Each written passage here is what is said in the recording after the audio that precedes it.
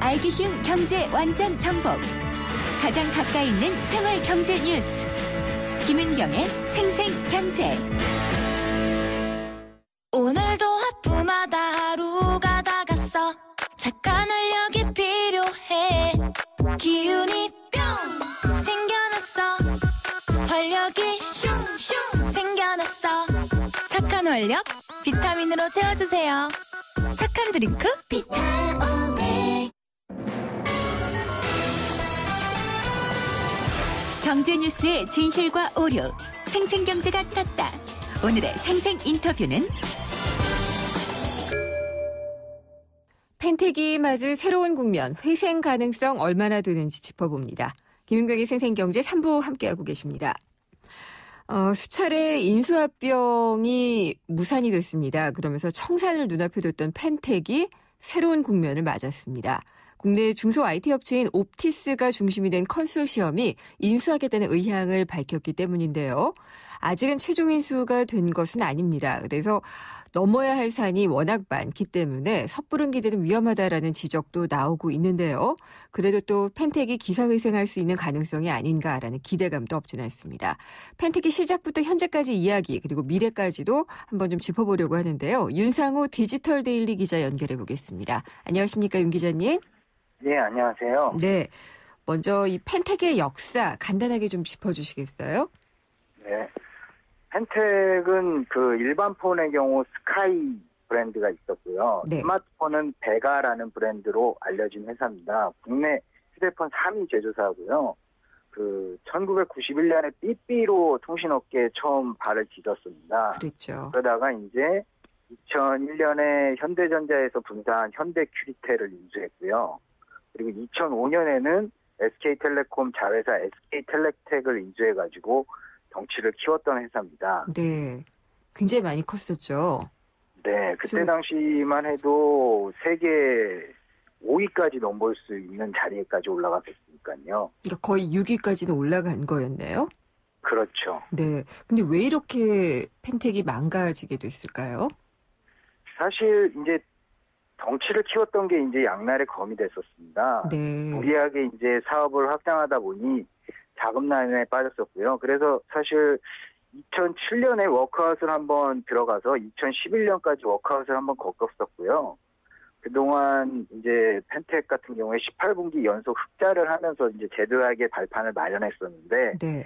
다시 이제 이 휴대폰 업계 자체가 애플발 충격이 컸었기 때문에 펜텍 같은 LG전자나 삼성전자도 고전을 했지 않습니까? 그렇죠. 예, 펜텍 같은 회사는 더더욱 좀 버티기가 쉽지 않았죠.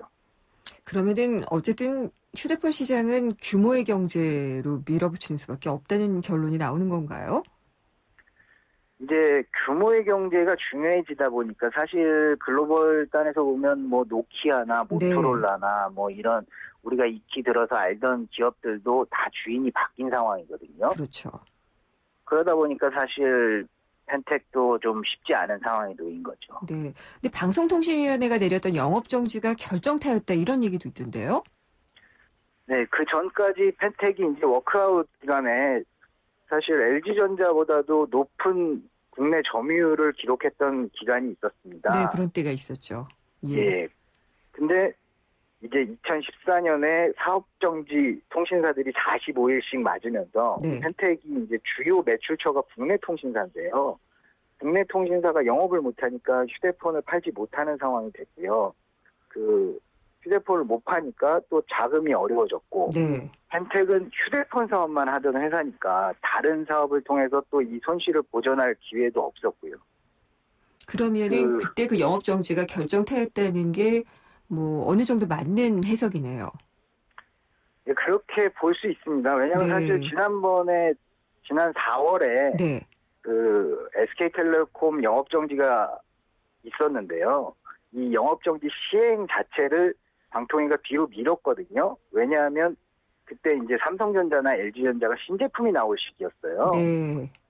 근데 이제 펜텍 같은 경우에는 그런 배려가 없었다라는 게 지금 사업 정지 때문에 펜텍이 어려워졌다라고 얘기할 수 있는 근거죠. 그렇군요. 근데 그동안에도 펜텍에 대한 그 직원들의 그 열정이라든지 뭐 이런 것도 좀 남아 있었고, 그 공개 매각을 계속 추진을 하면서 그래도 좀 살아나지 않겠느냐는 기대감이 있었는데 계속 불발이 됐거든요.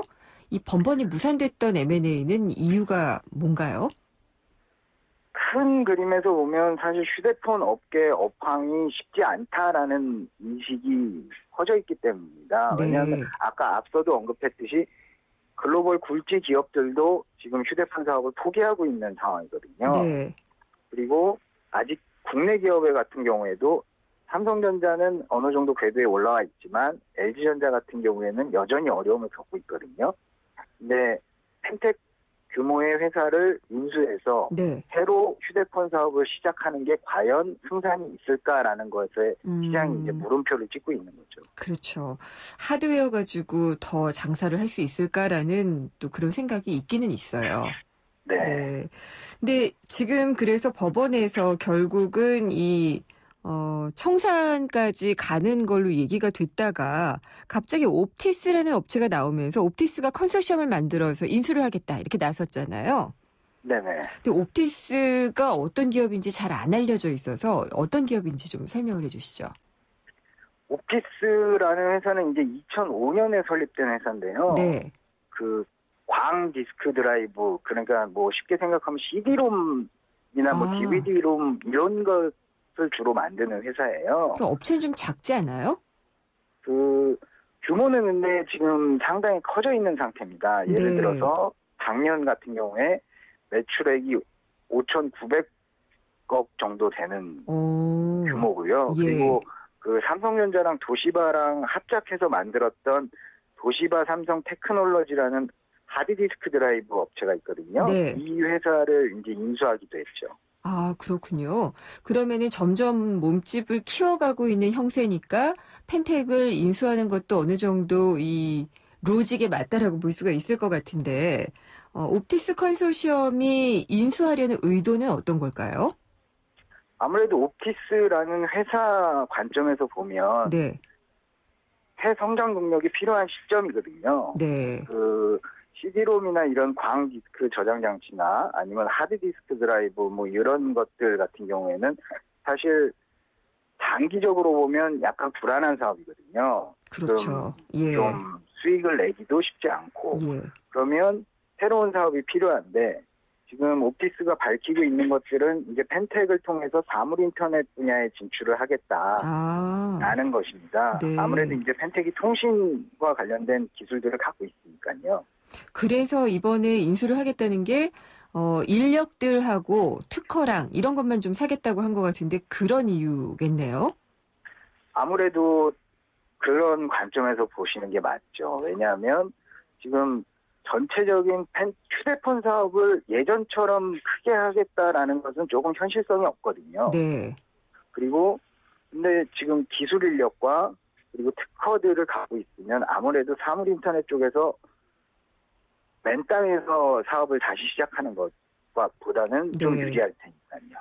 그렇죠. 근데 이게 다음 달 17일에 이제 최종 계약을 하게 되는 걸로 알고 있어요. 그래서 네. 일단은 보증금격인가요? 계약금으로 20억 원을 지불을 했고 나머지는 400억 원 정도를 다 지불을 해야지 되는 걸로 계약을 했다고 들었는데요. 옵티스가 이걸 다 지불할 능력이 있는 업체인지도 좀 궁금하기도 하고요. 한 달 동안 또 인수를 하고 나서의 사업의 방향 뭐 이런 것들도 좀 달라질 수도 있고 그렇지 않을까 싶네요. 그래서 지금 남은 한 달 동안 이 실사 과정이 되게 중요합니다. 네. 지금 그래서 이 옵티스 자체적으로 인수한다기보다는 지금 옵티스 컨소시엄을 구성을 한 네. 거고요. 일단 자금을 과연 확보할 수 있는지는 이 컨소시엄에 얼마나 믿을 만한 우리가 신뢰할 수 있는 네. 펀드들이나 아니면 기업들이 참여하는지가 이제 관건일 테고요. 재무적인 투자자가 들어와야겠죠. 예. 그렇죠. 그리고 그 재무적 투자자들의 의도도 되게 중요하고요. 그럼요. 그리고 예. 그 의도를 볼 수 있는 과정이 이제 이 한 달 동안 실사를 할 때 옵티스가 펜텍의 어떤 지점에 중점을 두고 문의를 하고 관심을 갖는지 네. 그리고 직원들과 인터뷰를 하는지를 좀 유심히 지켜봐야 될 것 같습니다. 윤 기자님 어떻게 보시는지도 궁금한데 지금 기사들을 보니까요. 옵티스 쪽 인터뷰들을 해서 옵티스가 인수해서 한국의 샤오미로 만들겠다. 뭐 이런 얘기들도 나오고 그러던데요. 장밋빛 전망으로 많이들 비추어지고 있는 것 같아요. 그렇게 보시나요? 아직 예. 판단은 좀 이른 것 같고요. 네. 왜냐하면 계획은 계획일 수도 있는 거 아닙니까? 그렇죠. 도장 찍을 때까지는 모르죠. 네. 예. 그리고 지금 막 계약을 한 입장에서는 그러니까 본 계약이 아닌 양해각서 네. 본 계약을 체결하기 위해서는 구체적인 계획이 중요한 건데 지금 구체적인 계획보다는 큰 그림이잖아요. 네. 큰 그림에서는 사실 누구나 할 수 있는 얘기고요. 어떻게 보면 그 방향성보다는 그 방향을 실천하기 위한 로드맵이 무엇인지 네. 요것에 대한 이제 검증이 좀 필요할 것 같습니다. 이렇게 외부로 공개된다기보다는 옵티스와 펜텍 쪽의 어떤 협의를 통해서 결정이 되는 부분일까요? 옵티스와 펜텍이라기보다는 옵티스 컨소시엄 내부에서 교통정지가 어떻게 되는지가 조금 중요할 것 같아요. 컨소시엄에 들어오는 투자자들이 누가 될지도 대충 알려져 있나요? 아직은 지금 EMP 인프라 아시아라는 펀드만 공개돼 있는 상태입니다. 그 전체적인 자금 조달 계획이라든지 구체적인 네. 뭐 몇 대 몇, 예. 뭐 돈을 언제까지 뭐 이런 것들이 이제 실사 과정에서 다 나오는 거거든요. 알겠습니다. 근데 그 옵티스의 그 대주주 중에 한 사람이 진대재 전 장관이잖아요. 네네. 예, 그분이 갖고 있는 사모펀드도 있는데 그쪽에서는 혹시 뭐 투자하겠다는 의사 같은 거는 안 밝히고 있나요? 아직은 그런 구체적인 얘기들이 나온 건 없습니다. 그리고 마지막으로 펜텍 혹시 그 기업 내부 분위기는 어떤지 좀 궁금하네요. 내부 분위기는 그렇다 보니까 조심스러운 분위기예요. 네. 왜냐하면 사실 여태까지 계약을 하겠다고 나섰지만 안 된 경우들도 많고요. 네. 그리고 직원들이 갖고 있는 생각은 어찌됐든 간에 펜텍이라는 기업 정체성을 지키면서 네. 될 수 있으면 많은 임직원이 함께 할 수 있는 것을 원하는 거거든요. 근데 알겠습니다. 이 인수 기업이 또 그렇게 생각할지는 모르는 거니까요. 그렇죠. 오늘 말씀 자세히 잘 들었습니다. 감사합니다. 네, 감사합니다. 윤상호 디지털 데일리 기자였습니다.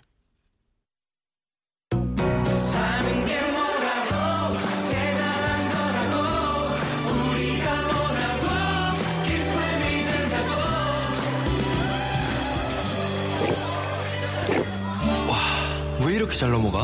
우리가 모였으니까! 하이트!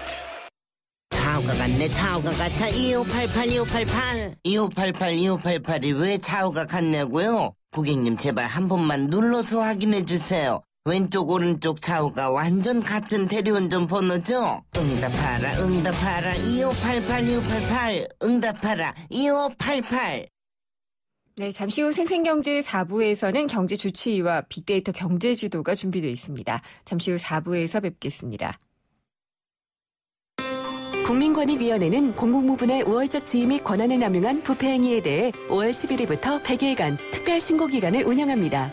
첫째, 인허가 및 계약 과정에서의 권한 남용. 둘째, 정보 및 편의 제공의 대가를 요구하는 등 감독 단속 권한 남용. 셋째, 허위계약서 묵인, 인건비 미지급 등 예산 및 회계 권한 남용. 넷째, 각종 인사권 남용으로 인한 부패 행위 모두가 신고 대상입니다. 신고는 청렴신문고, 부패 공익침해신고센터 등 온오프라인과 모바일 앱을 통해 신고 상담은 국번 없이 120이나 1398로 가능합니다. 여러분의 적극적인 참여가 공정하고 평등한 대한민국을 만듭니다. 이 캠페인은 국민권익위원회가 함께합니다.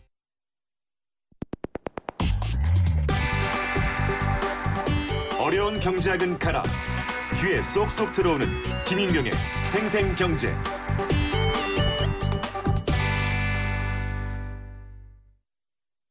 안녕하세요. 차승원입니다. 제가 문제 하나 낼게요. 닭강정은 차갑게 먹어야 맛있을까요? 뜨겁게 먹어야 맛있을까요? 정답은 버거로 먹어야 맛있습니다. 닭강정과 버거의 운명적 만남. 잡사바 롯데리아 강정버거. 롯데리아. 유호정 씨, MG 새마을금고는 어떤 금융이에요? 한결같이 당신만 바라봐주고 애인같이 당신만 사랑해주고 가족처럼 늘 당신 곁에 있어주는 오직 나만 바라봐주는? 맞아요. MG 새마을금고는 당신만 바라보는 당신바라기 금융이에요.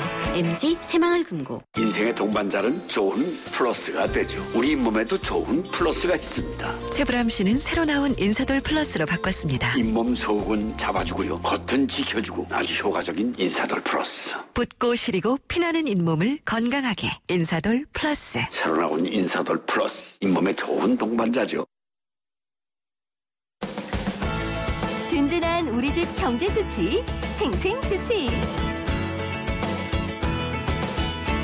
경제주치 오늘은 노무 상담과 이슈를 알아보겠습니다. 노무법인 동인의 허영만 노무사 나오셨습니다. 안녕하십니까? 네, 안녕하십니까? 요즘에 화두는 메르스예요. 예. 네, 중동 호흡기 증후군인데 이것 때문에 문 닫는 회사가 혹시 있는지 모르겠고 이것 때문에 못 나가는 근로자들에 대한 대우 이런 건 어떤지도 궁금하거든요. 예. 네, 그래서 이런 그 메르스와 관련된 사업장 운영 그리고 또 근로자들의 임금이나 근로 조건을 한번 좀 알아보려고 해요. 예. 만약에 메르스에 감염이 된 것 같다. 예. 그래서 유사 증상을 보여가지고 일을 못하는 경우에 예. 이거는 어떻게 처리가 되나요?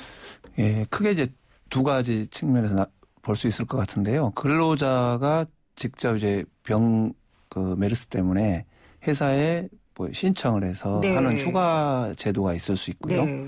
사업주가 이제 그 메르스가 있으면 근로자가 전체에 옮겨질 수 있기 때문에 근로자의 신청이나 직권으로 휴직을 시키는 경우라든가 사업장 전체를 닫는 휴업이라고 하는 네. 것으로도 나눠볼 수 있을 것 같습니다. 여러 가지 경우가 있을 수 있는데 이게 휴가, 휴직, 휴업 다 어떻게 다른지를 좀 알아봐야겠어요. 예. 일단 휴가는 어떤 건가요? 원래 휴가는 지난번에 한번 살펴드렸는데요. 근로 제공 의무가 있는데 일정한 요건이 돼서 쉬는 근로 제공 의무가 면제되는 겁니다. 네. 그러니까 메르스로 보자면 병이 있으니까 원래 근로 제공 의무가 있는데 쉬게 되는 것이 병가가 되겠죠. 병가인가요? 예. 그러니까 메르스에 감염이 된 걸로 확진이 됐을 때만 그런가요? 아니면은 유사 증상을 보여서 안 나갔을 때도 그런가요? 그 부분은 요즘에 격리 조치라든가 이런 예. 것도 있기 때문에 반드시 병이 있어야 되는 건 아니고 아무래도 회사에서 옮길 수 있는 가능성이 있었을 때 본인이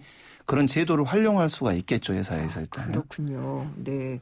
그러면은 이제 사용자 측면에서 보면은 휴직과 휴업이 있을 텐데 이건 어떻게 다른가요? 그러니까 휴직은 아까 사용자가 이제 내리는 건데요. 근로 제공 의무를 일정 기간 면제하는 거죠. 네. 그러니까 예를 들면 근로자 질병이 있을 수 있고 또 휴직이 병가 말고도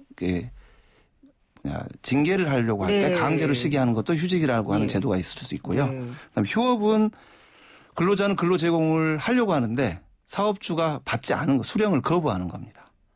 이거는 그러면은 근로자는 나가겠다라고 예. 하는데 예. 혹은 뭐 여기서 경우라면은 메르스 유사 증상이 있어도 예. 근무를 하겠다라고 예. 하는데 안 된다라고 하는 게 휴업인가요? 아니요. 그런 의미가 아니라요. 예. 그런 건 휴직이고요. 그렇게 네, 나오지 못하게 하는 건 휴직이고 예. 휴업은 사용자가 적극적으로 예를 들면 우리가 경기가 안 좋아서 매출이 안 좋으면 계속해서 고용을 하면 급여가 나가니까 네. 문을 닫는다든가 예를 들면 공장이 침수돼서 예. 이렇게 문을 닫을 수도 있기 때문에 그럴 때 내리는 전체적인 사업장으로 내리거나 급여 근로자로 내리는 휴업 조처가 있을 수 있겠습니다. 그렇군요. 그러면 휴가와 휴직 같은 경우 각각 임금이나 근로 조건은 어떤 식으로 조건이 되나요? 예, 회사의 취업 규칙을 좀 봐야 되는데요. 보통 이제 회사에 아프게 되면 병가를 신청하는 경우에 병가 제도는 있을 겁니다. 네. 그런데 그때 그것이 유급이냐 무급이냐는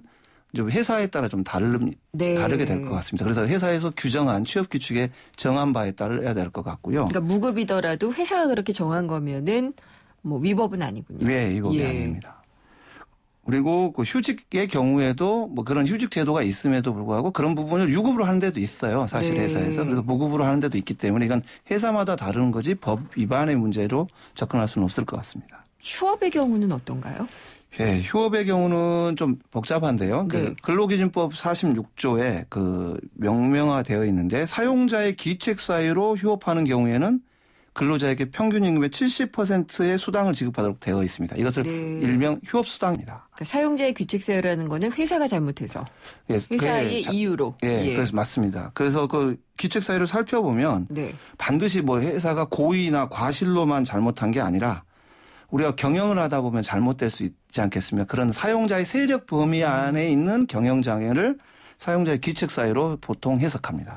그러면 메르스로 인한 휴업은 어떻게 해석을 해야 하나요? 그러니까 이게 지금 요즘에 이제 문제가 될 네. 텐데요. 그 뭐 근로자는 일하고 싶은데 쉬는 경우에 근데 이제 원료 부진이나 판매 부진으로 하게 되는 경우는 그건 경영 리스크로 보고 사용자의 네. 기책 사유로 보는 반면 그 예를 들면 공장이 전체적으로 장마 때 침수가 된다든가 이런 건 천재지변에 해당되지 않겠습니까? 그런 건 기책사유가 아닌 거죠. 전자는 기책사유, 경영권 안에 있는 것은 기책사유. 어떻게 불가피하게 천재지변 같은 경우 사업주의 기책사유가 아니게 되죠. 메르스는 그러면은 규칙 사유는 아닌가요? 네. 예, 메르스의 경우에는 여러 가지 아직 확정적인 해석은 안 나왔지만 일반적으로 봤을 때 이게 무슨 사용자의 그 경영권이라든가 세력 범위 안에 있다기보다는 어떻게 보면 재난, 그렇죠. 국가 재난 사태, 그러니까 예. 천재지변에 준하는 상황으로 보기 때문에 네. 근로자에게 반드시 지급해야 할 의무가 있다라고 보기는 힘들 것 같습니다. 다만 그렇군요. 이런 경우에 그래서 고용노동부가 이런 것 근로자들이 이제 생계나 이런 부분 곤란해질 수 있어서 공고사항으로 휴직제 유급으로 해달라고 요즘에 안내문이 각 사업장에 나가고 있습니다. 그렇군요. 근데 사업주가 메르스로 인해서 휴업하는 경우에는 지원 제도가 있나요? 사업주도 지금 뭐 정부에서는 뭐 아까 네. 그 지원 제도를 생각하는데요. 일반 고용노동부와 관련돼서 보자면 네. 고용 조정을 하지 않고 계속 고용을 유지하는 경우에 그 지원 제도가 있고요. 알겠습니다. 이런 지원 제도에 대해서는 예. 고용노동부에 직접 문의를 직접 네. 문의를 해보시는 게 나을 것 같습니다. 알겠습니다. 오늘 말씀 잘 들었습니다. 감사합니다. 예, 예. 노무법인 동인의 허용만 노무사였습니다. 숫자로 보는 세상. 빅데이터로 만들어본 경제 제도. 네, 숫자로 보는 신기한 세상 빅데이터 경제입니다. 다음 소프트 최재원 이사님 나오셨습니다. 안녕하십니까? 네, 안녕하세요. 올여름엔 더위가 좀 빨리 온 것 같다라는 생각을 늘 하는 것 같아요. 아니요, 맞아요. 확실히 더위가 예. 빨리 왔고요. 근데 그래요? 이제 그 더위가 네. 약간 좀 건조한 더위여서 네. 그렇게 예전처럼의 그 기분 나쁜 그런 습기는 없었는데 네. 이게 SNS상에서 보면 정확하게 잘 나오거든요. 언제부터 이게 언급되던가요? 이게 5월부터 이제 폭염이라고 하는 키워드가 이제 이슈가 됐어요. 그러니까 이슈가 됐다는 건 연금량이 많이 늘어났다는 건데요. 네. 그러니까 3, 4월까지는 괜찮았거든요. 사실 3, 4월까지는 예년에 비슷했는데 그래서 이 5월에 이제 폭염이라는 키워드가 500% 가까이 증가했고 사실 기존에 이제 폭염주의보도 이제 기상청에서 이제 네. 빨리 한 달 정도 앞서서 발표가 됐었다고도 됐었으니까요. 그렇군요. 근데 이제 SNS상에서 사람들이 이제 더우면 네. 가장 먼저 생각하는 게 휴가예요. 에어컨이 아니고요. 네. 에어컨은 이제 어떤 예. 물건이고 어떤 그런 어떤 생각은 이제 휴가인데 휴가. 예. 그게 이제 정확하게 그 날짜를 가지고 온도를 분석을 해보면 네. 21도가 평균이에요. 그러니까 사람들이 21도가 넘어가면 휴가라는 생각을 의식적으로 하는 거예요. 놀고 싶다 뭐 이렇게 되는 그렇죠. 건가요? 그리고 이제 예. 27도가 넘어가면 본격적으로 휴가에 대한 어떤 구체적인 계획을 짜거나 이제 가거나 이게 27도. 그러니까 그때 사람들이 많이 되는 것들의 날짜를 찾아서 네. 그날의 어떤 온도를 분석을 해보면 그런 식으로 이제 나오는데 정말 그게 분석이 되는군요, 이게. 그게 이제 왜 의미가 있냐면 네. 사람 광고를 할 때 마케팅을 할 때 그러니까요. 그 온도를 갖고 마케팅을 하면 해야지 되잖아요. 예. 뭐 우리는 5월 몇째 주부터 휴가 들어간다 광고 들어간다 이건 사실 의미가 없는 거예요. 비과학적인 것 같아요. 예, 그러니까 예. 21도가 되면은 여행사들이 광고를 내기 시작하면 될 것 같고요. 그렇죠. 그런 식으로 이제 사람들이 네. 요새 관심 없으면 전혀 안 보거든요. 그렇죠. 그냥 관심이 있을 때 사람들이 이제 효과적으로 광고를 해야 된다는 거죠. 그렇군요. 근데 어쨌든 더위가 빨리 왔군요. 제가 더위를 못 참아가지고 유난히 빨리 왔다 이렇게 생각을 네, 했는데. 그래서 이제 5월부터 갑자기 이제 또 증가된 단어가 예. 업무량이 높아진 게 에어컨이에요. 그렇죠. 예, 예, 맞아요. 없을 때 어떻게 살았는지 모르겠어요. 네. 네. 에어컨 외에도 이제 사람들이 또 생각을 많이 하는 게 네. 역시 이제 여름이면 옷하고 신발이거든요. 근데 이번에 또 이불이 좀 많이 언급이 됐어요. 이불이요? 네. 그래서 이제 예년에 비해서 이불에 대한 사람들의 어떤 좀 생각을 좀 올해는 왜 그럴까요? 좋을까요? 모르겠어요. 좀 좋은 이불, 그러니까 더위에 정말 좋은 이불. 왜냐하면 옷이 이제 어느 정도 사람들이 되게 가벼운 걸로 많이 생각하면서 이불도 기존에 이제 가벼운 이불이 있는데 좀 그 부분에 있어서 생각을 좀 하는 것 같고요. 네. 전통적으로 사실 이 여름철이 되면 그 비키니, 선글라스, 화장품 이런 것들이 이제 많이 올라오는데 화장품은 이제 좀 가볍고 수분감이 높은 것들을 이제 의식적으로 사람들이 생각하고 그리고 올해는 또 특히 자외선 차단제에 대한 인식이 많이 높아졌어요. 이제 남자들도 다 바르시죠? 그런 것 같아요. 남성분들이 이제 바르기 때문에 더 언급이 높아진 것 같고 전통적으로 가장 여름에 옷 중에서 이 넘버원은 원피스예요. 비키니는 옷 아니에요? 비키니는 이제 입고 다닐 수가 어려운 옷이고, 그리고 이제 비키니에 대한 언급량은 연도별로 봤을 때 지금 줄고 있어요. 그래요? 네. 사람들이 다이어트에 대한 어떤 관심도가 많이 떨어졌고요. 먹는 것을 더 즐기게 되면서? 네, 이제 포기죠, 포기. 어떻게 보면. 그러니까 사람들이 이제 본능적으로 좀 뭔가 건강에 대한 의식을 많이 하는 분위기에서 자연스럽게 다이어트에 대한 관심도는 떨어졌고, 그러면서 뜨는 그 옷이 래시가드라고 해서 아, 네. 자외선 차단이 많이 되는 옷이잖아요. 뭐 그런 명분은 있지만 사실은 이제 몸을 가리는 그런 용도로 이제 래시가드가 지금 많이 떴죠. 그러니까 다 이유가 있는 그런 어떤 그 상품들이고 또 관련돼서 이제 신발이 또 올해는 또 많이 인기인데 신발은 어떤 건가요? 원래 운동화가 좀 인기였잖아요. 근데 이제 여름이 되면서 뭐 샌들을 많이 찾는 건 당연한 건데 이 샌들이 올해 좀 많이 언급이 되고요. 제가 분석했을 때는 이 샌들에 대한 어떤 그 인기는 여자분들의 그 페디큐어라고 하죠.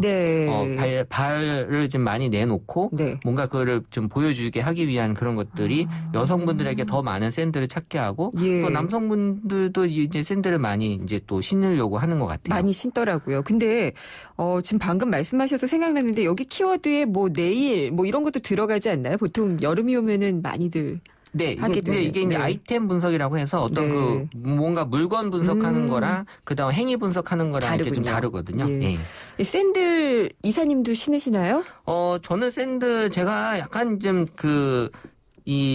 앞서 나가요. 그래서 저 샌들을 되게 오래 전부터 신었고요. 저는 다른 얘기 하실 줄 알았어요. 눈치를 잘 못 채시는 것 같아서. 그래서 이제 샌들을 뭐 회사 다니면서 신지는 않지만 샌들에 대한 관심 되게 많이 높아져 있었어요. 저보다 상당히 빨리 가시는 것 같아요. 네. 그래서 올해 남성들이 이 샌들에 대한 언급 비율이 완전히 많이 좀 절대량으로 좀 늘어난 상태예요. 여성분들도 예전보다 더 많이 늘어났고요. 그러면은 이 판매량 같은 것도 많이 늘어났겠네요. 그렇죠. 이제 조사한 바에 의하면 뭐 이런 그 신발 만드는 회사들에 대한 어떤 그 샌들의 판매량이 어떤 그 미디어에 나온 자료에 보면은 한 20% 이상씩 뭐 늘어났다는 그런 기사들이 나와 있어요. 이렇게 언급도 늘고 매출도 늘고 있으면은 제조업체나 유통업체들은 상당히 좀 신경을 써야겠네요. 그렇죠. 그리고 샌들 연관어로 보면 이제 쿨비즈라는 게 있어요. 쿨비즈가 이제 그거잖아요. 어떤 시원한 옷차림. 그래서 이제 쿨비즈의 그런 느낌의 옷차림을 입었을 때 신발이 또 어느 정도 같이 매칭을 해줘야 되기 때문에 그러니까 전체적으로 다 같은 어떤 그 영향에 의해서 옷도 가벼워지고 또 그러면서 이제 신발도 샌들로 이제 많이들 의식을 하는 거죠. 반바지 입고 정장 구두를 신고 갈 수는 없으니까요. 그렇죠. 뭐 반바지에 이제 운동화도 약간 좀 답답한 느낌이 이제 든다고 생각하는 것 같아요. 그래요? 쿨비즈하고 이제 연관되는 것들은 이제 요새 회사 다니는 분들이 이제 노타이 정도는 많이 하시는 것 같아요. 왜 한번 정부 회의에서 다 타이 없이 한번 하고 예전에 몇 년 전에 그랬잖아요. 네네. 근데 노타이 정도는 많이 하시고 그래서 이제 이런 쿨비즈와 연관된 것 중에 인물 중에 제일 높은 게 공무원이었어요. 그러니까 남성분들 중에서 이제 공무원이 이런 어떤 그 쿨비즈에 대한 느낌으로 많이 있었고 또 요새는 또 회사마다 오래됐긴 했는데 이제 다 맞춰서 이제 반팔 셔츠를 하는 경우도 많이 있거든요. 그래요? 티 이렇게 해서 이제 회사에서 뭔가 업무 효율을 높이기 위해서 또 그 사무실 온도를 언제부턴가 좀 약간 제한을 많이 했잖아요. 작년에 굉장히 심했죠. 절약 차원에서. 그래서 이제 그런 것들이 자연스럽게 이제 나올 수밖에 없는. 근데 이제 남성분들이 사실 그게 되게 힘들었던 거잖아요. 여성분들은 그래도 어느 정도 좀 어떤 옷차림을 가볍게 할 수 있는 여건들이 저는 있는데. 아닌데요? 아, 저는 늦게 가기 때문에. 네. 그래서 이제 남성분들이 이제 쿨비즈에 많이 언급이 되는 그런 대상이었어요. 근데 쿨비즈가 이게 원래 일본에서 시작된 거 아니에요? 예, 그런 것 같아요. 왜냐하면 이제 이런 쪽이 일본 쪽에서 많이 그 실용적인 그런 주의로 올라왔던 그런 일환이기 때문에 쿨비즈 말고 이제 관련돼서 이제 오피스룩, 비즈니스룩 이런 것들 이제 사람들이 이제 많이 얘기를 하는데 사실 우리 학생들이 입는 건 캠퍼스룩이라고 하거든요. 근데 이제 캠퍼스룩이 학생들한테는 그 스트레스가 가장 큰 연관어예요. 왜요? 뭐 학교 생활이 그렇게 즐겁지 않다는 거죠. 그러니까 이 캠퍼스룩이 약간 교복에 대한 어떤 그 인식이 많이 있기 때문에 그러니까 여기에서의 캠퍼스룩은 대학생들이 아니라 복장이 좀 제한되는 중학생, 고등학생들. 그러니까 다 포함이 되어 있는데 어쨌든 사람들이 갖는 그런 느낌이 그 대학생들은 오히려 좀 좋게 느낌을 가질 수는 있지만 전체적으로는 조금 좀 그런 느낌, 스트레스를 많이 이제 주는 감성으로 돼 있고요. 오피스룩도 스트레스하고 연관돼 있잖아요. 하지만 또 안 입을 수 없는 거잖아요. 캠퍼스룩은 내가 뭐 싫으면 안 입으면 되지만 오피스룩은 일을 해야 되니까 이제 입을 수밖에 없는 그런 이제 것이 되는 거고. 그러니까 이제 여름이 되면서 이런 옷차림에 대한 관심과 또 따라서 오는 그런 스트레스들, 고민들이 이제 항상 많이 또 가장 고민되는 요일은 월요일 날. 보통 이제 일요일 날 편하게 입다가 이제 월요일 날 가기 싫고 뭐 입지 하면서부터 이제 월요일 날 고민이 제일 높게 나타나는 것 같아요. 계절은요? 계절은 여름이요. 여름에 어떻게 입느냐가 가장 고민되는 거예요? 그렇죠. 왜냐하면 겨울에 저희가 느껴봐서 알지만 옷 거의 다 안 갈아입거든요. 그러니까 안 갈아입는다는 게 이사님 안 갈아입고 오셨던 거예요? 이 날씨가 추우면 한 옷을 되게 오래 입게 돼요. 겉옷을. 안 그래요. 맞아요. 그래서 옷이 날씨가 온도가 낮으면 잘 안 팔린다 그랬었거든요. 빅데이터로 검증된 거예요? 그거는 이제 빅데이터는 안 나오는데. 근데 여름 옷은 이제 아무래도 계속 바꿔 입어야 되는 그런 필요들이 있는 것 같아요. 그렇군요. 근데 여름의 오피스룩은 어떤 고민들이 있나요? 사람들이 이제 여름의 오피스룩은 뭔가 실용적인 측면에서 많이 또 찾다 보니까 이 여성분들 같은 경우에 이제 약간 속이 비칠 수 있는 그런 고민들을 이제 많이 하시는 것 같아요. 그래서 어쨌든 뭐 시원한 건 좋은데 또 남에게 어떤 의식적인 그런 그 고민들이 이제 있다라는 걸 하고 요새 또 그래서 뜨는 옷이 린넨이었거든요. 린넨. 사실 예전에 린넨은 약간 고급 소재인데 작년부터 저는 그 린넨에 대한 느낌을 갖고 있었어요.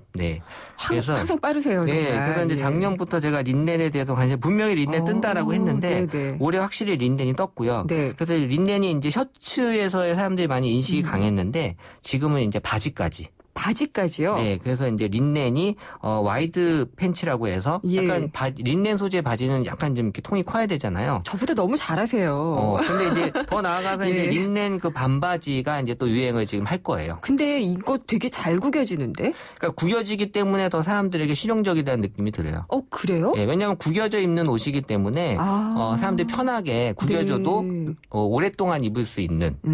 저 같은 사람들이 좋아하거든요. 사실 잘 안 갈아입거든요.